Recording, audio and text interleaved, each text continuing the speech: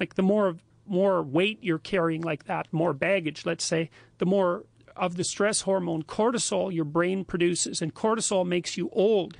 Some of this work has been done by James Pennebaker at the University of Texas at Austin, because he started to pioneer these sorts of writing programs, and he found that if people wrote about uncertain things, past, present, or future, so they could be traumatic things, they could be uncertain things, that their physical health improved. And he did a lot of detailed research trying to figure out why that was, and basically came down to the explanation that it was something like an uncertainty reduction mechanism at work. Because your brain is always figuring out how well situated are you in the world.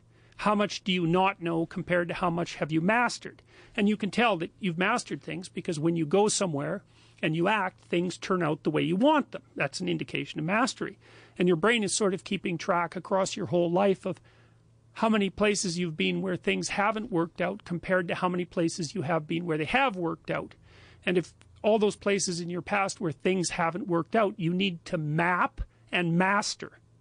And that decreases the existential load on you, but that actually decreases your psychophysiological load. It makes you healthier.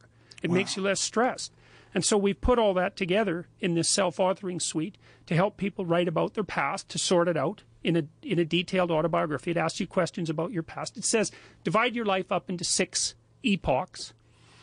And then divide each of those, that might be, say, birth to kindergarten, and then maybe elementary school, and then maybe junior high school, however you want to do it.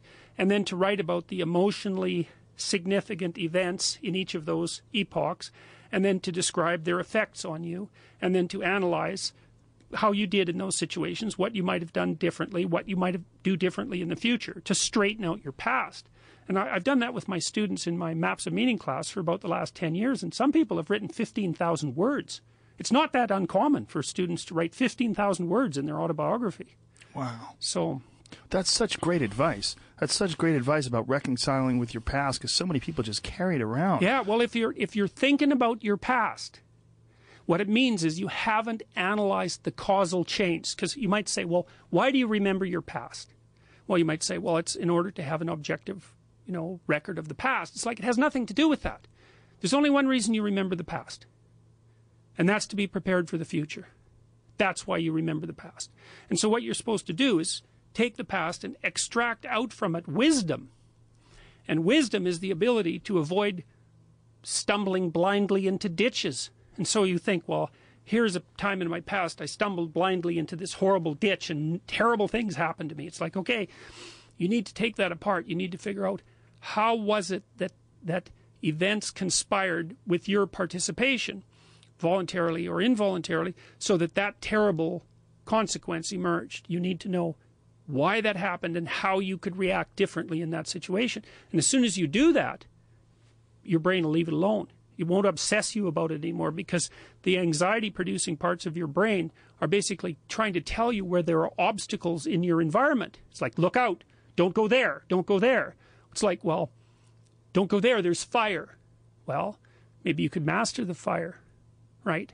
Then you're a wielder of fire, you're not just a victim. And lots of situations are dangerous or not dangerous depending on your level of mastery, right? I mean, life is like that.